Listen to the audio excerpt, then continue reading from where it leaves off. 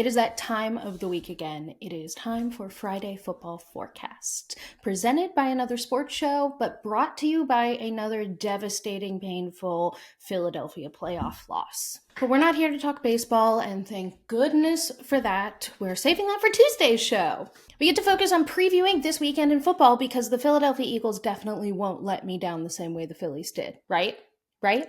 Friday Football Forecast. Recording from New York and Los Angeles, your hosts, Nicole Katz and Briana Klein, are emerging from the tunnel for this week's show. Another sports show is ready to broadcast to you on YouTube and wherever you get your podcasts. Make us one of your stars of the game by subscribing, liking the video, and turning on auto downloads. Before we kick off, please leave us a podcast review and YouTube comment. Attend the postgame on social media for exclusive daily content.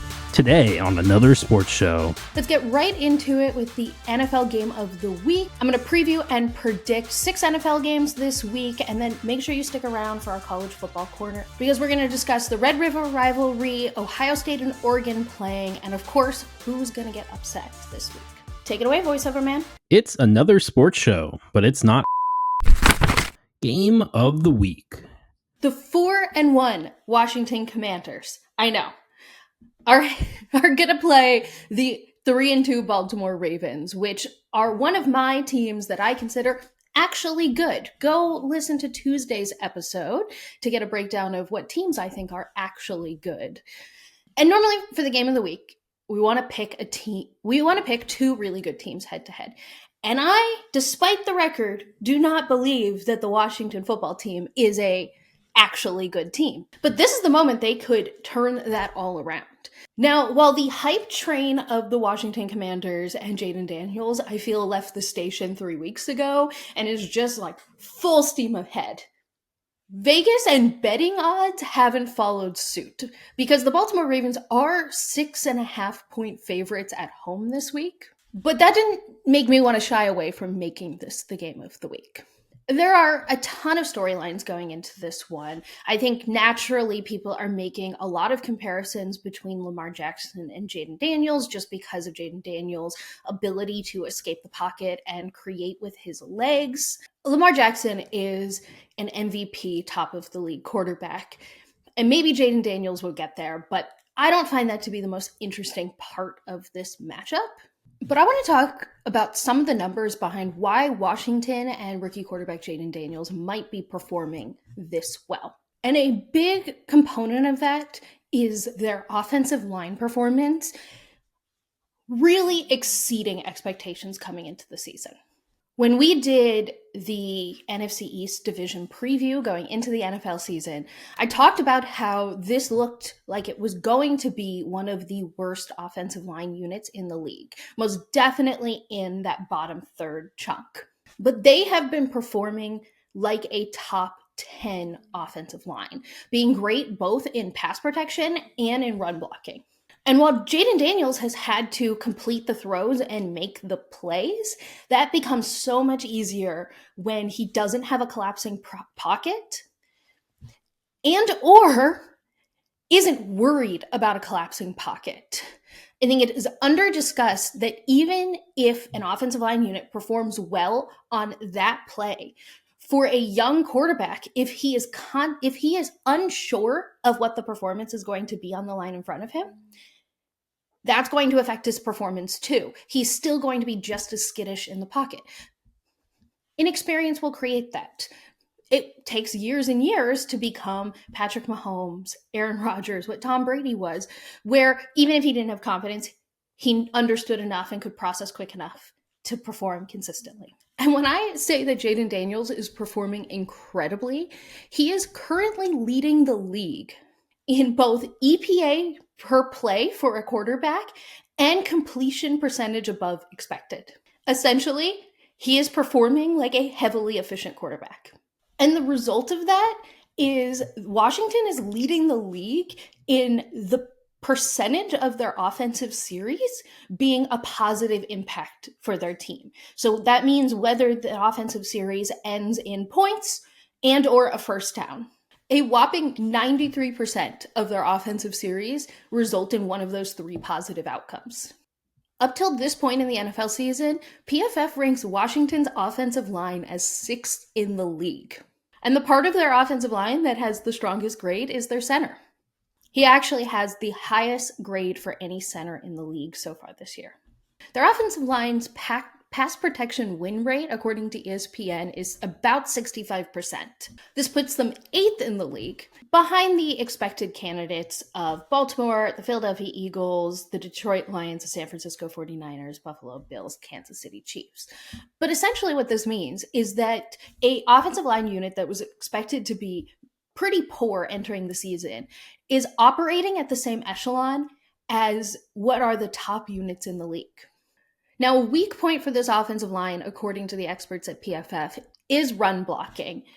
And they have had a really high win rate, according to ESPN, but PFF ranks them at the bottom half of the league. And I think this is where some of Jaden Daniels' dynamic rushing ability and the running backs in that unit come into play, where they're outperforming the weakness of their offensive line, but it is giving a rookie quarterback the ability to have clean pockets and have a little extra time to make decisions.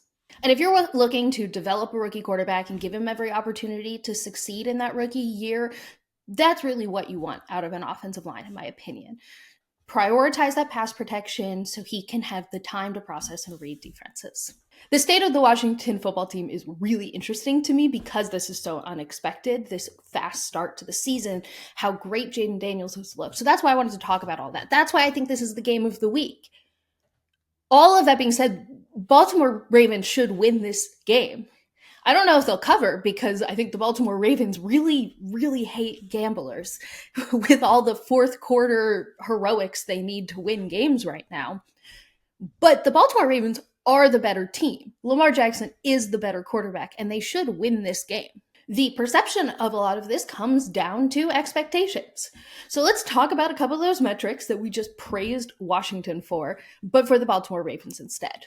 In no particular order, we praise Washington for having, according to PFF, the 6th ranked offensive line in the league. Well, the Baltimore Ravens, they're 5th, so they're ahead. I praised the pass protection win rate for Washington. Well, guess what? The Baltimore Ravens are one of those teams that have a better one and are ranked higher by PFF. While Washington's offensive line struggles, according to PFF, with run blocking, the Baltimore Ravens are on the complete other end of that spectrum, having a very high win rate, according to ESPN, and a very high grade from the experts at PFF. We praised Washington's offensive series results being top of the league. Well, guess what? The Baltimore Ravens are 3rd, with 86% of their offensive series resulting in a positive result, a first down, or points. So where the Washington Commanders are good and performing above expectations, the Baltimore Ravens are better. And there is a pretty distinct difference if we take a look at the defensive side of the ball. The Baltimore Ravens don't have a lights-out defense right now. There's a reason they just brought in another consultant to help their defensive side of the ball. But they are a middle-of-the-league respectable if we look at defensive series results. They're ranking 18th in the league, where they force a punt or turnover 20% of the time. Washington is at the bottom of the league, ranked 29th. In conclusion, where the Washington Commanders are good on offense, the Baltimore Ravens are either just as good, if not great. And this Baltimore Ravens defense is performing better than a bottom-of-the-league Washington Commanders unit. That being said, this Baltimore Ravens defense in no way is playing lights-out top-of-the-league defense. And this game could easily turn into a really exciting-to-watch shootout. And that is what I'm hoping for and why this game is the game of the week. Because if that's the outcome, I can't wait to watch one of the best quarterbacks of now sling it against one of the quarterbacks who looks to be the best of the future. Hey, wipe your shoes on the doormat before coming inside. I love the Doormat game of the week where we talk about two bad teams playing each other because it really shows the spectrum of what constitutes bad in the NFL. And this week's Jags-Bears game really is the opposite ends of that spectrum. The Chicago Bears are bad, but theoretically improving. And there's hope and optimism all behind both that defense and rookie quarterback Caleb Williams' steadily improving performance. But the Jacksonville Jaguars are on the complete other end of that spectrum. Trevor Lawrence is far from being a new young quarterback that we can all give leniency that he's just figuring it out. And it seems like he hasn't. And none of the pieces around him are good enough to help him figure it out.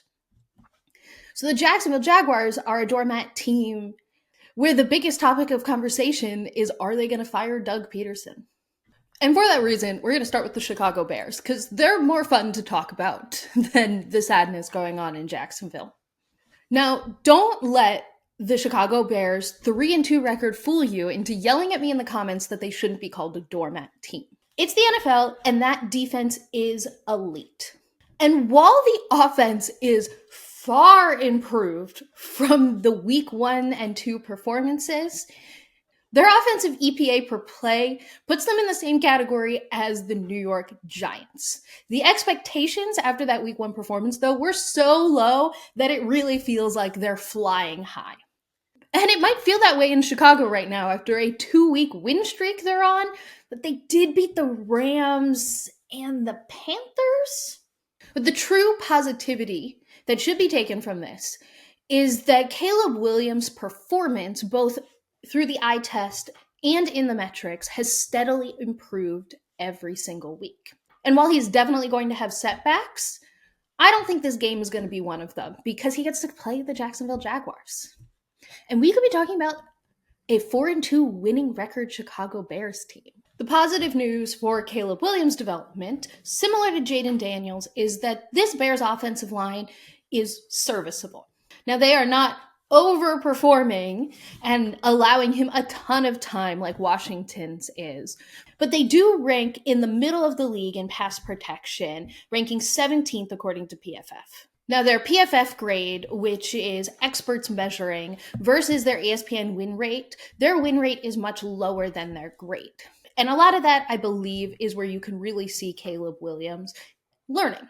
And interestingly, the Jacksonville Jaguars, in all the same categories, are nearly identical.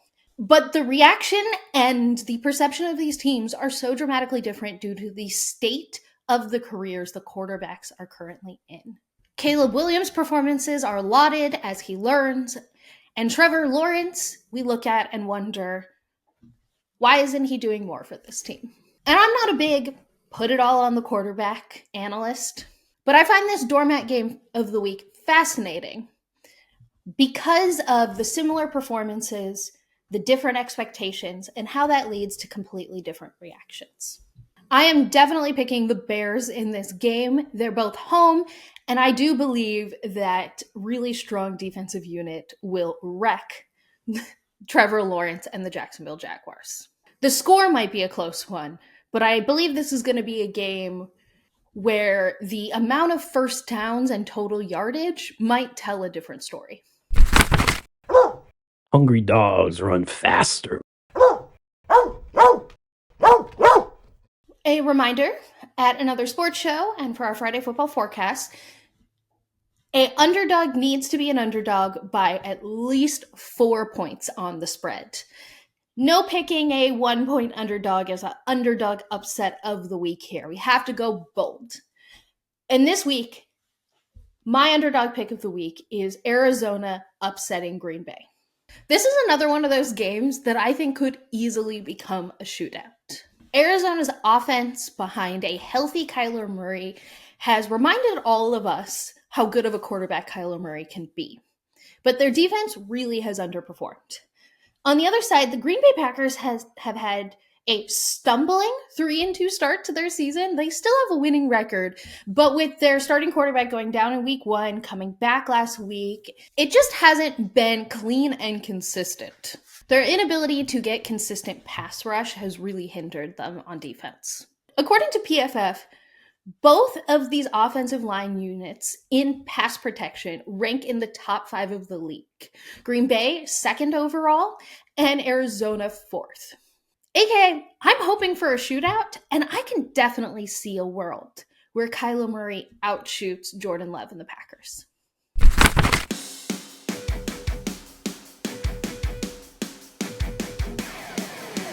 Let's tush the push.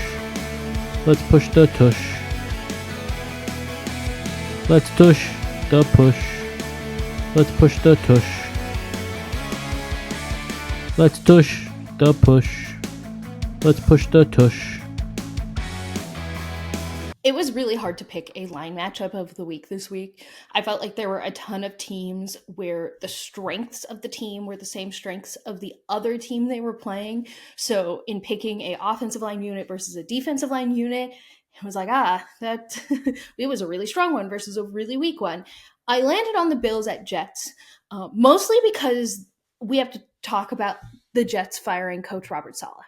And yes, I have spent 3 game breakdowns talking about offensive line performances. And then in the segment where we talk about trench play, I'm not starting with it. But it is week 6 in the NFL, and we have our first head coach firing. I am a firm believer that mid-season coaching fires is a white flag on the season. That doesn't mean the Jets don't make the playoffs. They have a roster to do so. That doesn't mean they don't win this game. There is, I didn't pull any of the data, but it does feel and seem like a post-coach firing. There's that bounce the next week. Either the team's really upset about it, so they rally around it, or they rally around each other because of outside talk. And there is that pick the Jets this week because they're going to rally around some kind of narrative, whether it's supporting the new coach, being happy the old coach is gone, being mad the old coach is gone, whatever it is. I can rationally understand the take. I can rationally understand if you disagree with me and my sentiment that this means the end for this Jets team's season. This was an early season firing. Aaron Rodgers is still their quarterback. They can turn it around and become a top-of-the-league defensive unit because it's a very similar selection of players as last year. Also, because it is so early in the season, the division is unbelievably winnable. Miami does not look good. No one expected the Patriots to look very good, but they do look worse than even I expected. And Buffalo hasn't gone out to the Chiefs start to the season where they're burying you in the division. But it does seem like an extreme response this early on in the season. And most well-run organizations do not do this. I will say it makes the rest of this Jets season... Hi. Do you hear the executive producer? Hello. Come here.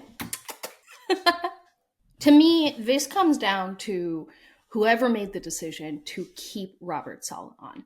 Because if you are this quick to fire him, you probably weren't that happy with him coming into a season with incredibly high Super Bowl aspirations. And you probably should have started your season on a clean slate with a different head coach. Let's get into the meat of the actual trench matchup here. We're looking at the Buffalo Bills defensive line and the New York Jets offensive line. Starting with the Bills defense, their pass rush is one of the higher graded units by PFF in the year, ranking clearly in the top 10. And while their run defense is in the bottom half of the league based on grade for PFF, they have one of the highest win rates so far, which tells me they're definitely getting lucky on run defense right now. Now, the Jets' offensive line isn't a very good unit right now, but it should be better, and Aaron Rodgers should be making them look better. They're a poor team on run blocking, both when it comes to win rate and PFF's grade, but PFF does grade them as middle of the league average when it comes to pass protection. The big question for me going into this game is, can the New York Jets, after an emotional week, whether positive or negative, keep the pocket clean for Aaron Rodgers for long enough against a really strong pass rush unit with the Buffalo Bills? I think I have the Bills winning this game, but coming close. I normally don't like to pick against the interim head coach can rally the team moment, but I think the Bills are too good, and what I've seen so far of the Jets and this offense, I don't think they can overcome the Buffalo Bills coming into town. Hey, click over to that game. Like normal, the game I will be watching at 1 p.m. is the Philadelphia Eagles game, and I may be watching it in a unique location, and Tuesday's episode of Another Sports Show might be fun and unique. So just keep an eye out for some fun content. Follow at Another Sports Show on all your social media platforms. Just a little hint, hint, nudge, nudge. And the 4 p.m. game I am most likely to click away from Red Zone to watch is the Detroit Lions playing the Dallas Cowboys. As a not willing to give up on the season yet Philadelphia Eagles fan, it is important for me to watch as much of the Cowboys as possible so I can emotionally hedge if they're going to figure it out before the Philadelphia Eagles. And yes, I did talk about the 4-1 Washington Commanders for a huge chunk of this show today, and I'm talking about the Cowboys as the division rival. The Washington Commanders can figure it out if neither the Cowboys nor the Eagles do, but I'm not ready to put my money on that yet. College Football Corner. College football is spicy this week. Yes! After a week of really no good teams going up against each other, which also resulted in a week of crazy upsets, there are a couple of huge games we have to talk about in the College Football Corner this week. I have selected the official game of the week. I'll talk about that first. And then we'll touch on the game that missed out on Game of the Week. The Red River rivalry had to be the game of the week. Number 1 Texas traveling to number 18 Oklahoma. So not only is this a exciting, fun rivalry game, both of the teams are ranked, and I will say this is Texas's first true test. But Briana, they played Michigan. Yeah, but we all see what Michigan looks like. They're a top-ranked team, but the way Michigan plays football, Texas was going to wreck them. Let's start with Oklahoma, though. Oklahoma's one loss came 2 weeks ago to a number 8 ranked Tennessee team. And they have beaten Temple, Houston, Tulane, and Auburn, 4 unranked teams. And the game against Auburn was close. I really believe being ranked 18th is the perfect description for this Oklahoma team. Good, not great. And in a neutral environment, Texas theoretically should beat up on them. But they're home, and this isn't a neutral environment. This is a rivalry environment. And while in a sport where there is a ton of turnover in who is playing in the games, it is interesting to note that Oklahoma has won 4 of the past 5 games against Texas. If you haven't watched a lot of Oklahoma, had to do some research before this, they are starting true freshman quarterback Michael Hawkins Jr. Now, Texas will always be Texas. And one element of that is, even in a season where they have looked as dominant as this, there is a quarterback controversy. At the season start, quarterback Quinn Ewers was the Heisman favorite and was playing like it. But freshman quarterback Arch Manning, yes, of that Manning family, in case you've been living under a rock, was getting calls to start after looking good in garbage time of games. And he did get to start, but not because he won the starting job, but because Ewers has been out with an injury. And this week, he returns as starting quarterback for the Texas Longhorns, just in time for this rivalry game. But with how good Arch Manning looked, admittedly against subpar competition, if Texas falls behind in this one, will the Longhorns be dramatic enough to make a mid-game switch? Now, as someone who has zero rooting affiliation to either of these teams, I think Texas both wins this game, and I am kind of hoping they do, because I would love a number one overall ranked Texas team to welcome what still looks to be a very good Georgia Bulldogs team next week. In a college football season where there doesn't seem to be a dominant team that has taken the reins, and I'm still hoping there won't be, Texas and Oklahoma might be the game of the week. But coming in a close second in my personal rankings is Ohio State at Oregon. Because Texas and Ohio State are the 2 teams that we're still not sure if they could be that dominant team. And they're both going up against big tests. Ohio State traveling to Oregon, they could definitely lose. But as someone who grew up in a University of Michigan household, this is not a game Ohio State loses. This is a game where they show that Oregon should not be ranked 3.